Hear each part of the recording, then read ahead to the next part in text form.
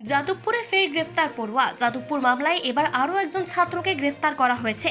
এরই প্রতিবাদে গতকাল ছাত্রছাত্রীরা যাদবপুর ক্যাম্পাস থেকে যাদবপুর থানা পর্যন্ত প্রতিবাদ মিছিল করে।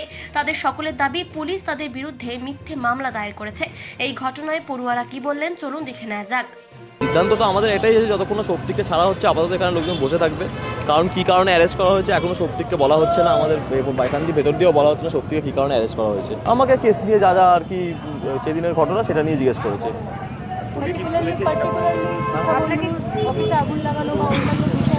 বিভিন্ন বিষয় নিয়ে তারা জিজ্ঞেস করছে, কিন্তু একটাই জিনিস আমরা বুঝতে পারছি না কেন তারা জিজ্ঞেস করছেন না, সেটা হচ্ছে ব্রাত্য বসু যে সেদিন গাড়ি চাপা দিয়ে বেরিয়ে গেলেন সেইটা নিয়ে তার কোনো কথাবার্তা নেই। তার আগে কী হয়েছে এবং তার পরে কী হয়েছে সেটা নিয়ে তাদের মাতামাতি আছে। তো তাদের মাতামাতি ওই সময় যে ঘটনাটা ঘটলো, ব্রাত্য বসুর গাড়ি থেকে ইট ছড়েছে সেটা নিয়ে তাদের মাতামাতি, কিন্তু ব্রাত্য বসুর গাড়ি যে একজনের গাড়ি চাপা দিয়ে বেরিয়ে গেল সেটা নিয়ে তাদের কোনো বক্তব্য নেই। যেদিন ঘটনাটি ঘটে আমি ইন্দ্রানুজকে নিয়ে কেবিসিতে যাই এবং কেবিসিতে কোনো টাইমটা থাকি, এবং তার মাঝখানে কী হয়েছে ক্যাম্পাসের মধ্যে কোথায় হয়েছে সেটা আমার একদমই জানা বোঝার বাইরে। পুলিশের তরফ থেকে যেটা বলা হচ্ছে, আমার পুলিশ কোনো অভিযোগ কী আছে, এক্স্যাক্ট অভিযোগ কী আছে এই ইন্ডিভিজুয়ালগুলোর নামে সেটা পুলিশ কোনোভাবেই দেখাতে পারছে না। কারণ পুলিশ যেটা করছে সেটা হচ্ছে ক্রিমিনাল কনস্পিরেসি মতো একটা জিনিস আছে, যেটা খুবই একটা ভেগ জিনিস, যেটা ক্রিমিনাল কনস্পিরেসির আন্ডারে যে কোনো কাউকে পাওয়া যায়। যদি আমি আপনার সাথে কালকে কথা বলে থাকি সেটাও ক্রিমিনাল কনস্পিরেসির আন্ডারে পড়বে। আমাকে নিয়ে নির্দিষ্টভাবে কোনো অভিযোগ নেই, কিন্তু ক্রিমিনাল কনস্পিরেসির জায়গা থেকে আমি সেখানে অভিযুক্ত।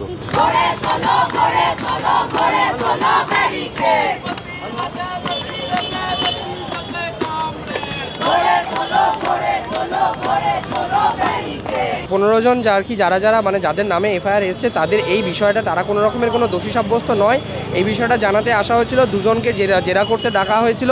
এখন আমরা ভেতর থেকে শুনতে পাই তার মধ্যে একজনকে গ্রেফতার করে আনা হয়েছে।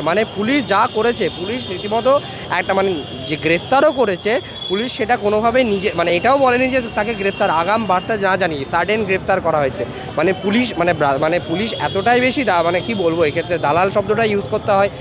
পুলিশ এতটাই বেশি ব্রাত্য বসুর দালাল হিসাবে কাজ করছে যে ব্রাত্য বসুকে যেখানে ধরার কথা ছিল, ওম প্রকাশ মিশ্রকে যেখানে বেশি ধরার কথা ছিল সেটা না ধরে এখন স্টুডেন্টদের মুভমেন্টটা নষ্ট করার জন্য ব্রাত্য বসুর কথায়, তৃণমূল সরকারের কথায় এবং আরও কেন্দ্রীয় সরকারের কথায় এখন ছাত্রদেরকে মেলায়ন করা শুরু হয়েছে।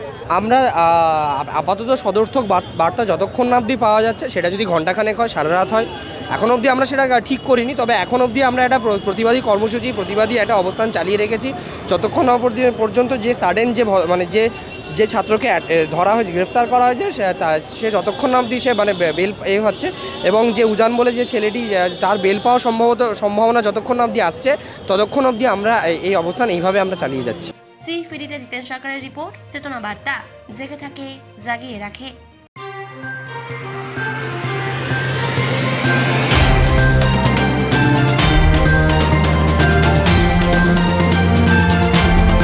চেতনা বার্তা, জেগে থাকে জাগিয়ে রাখে।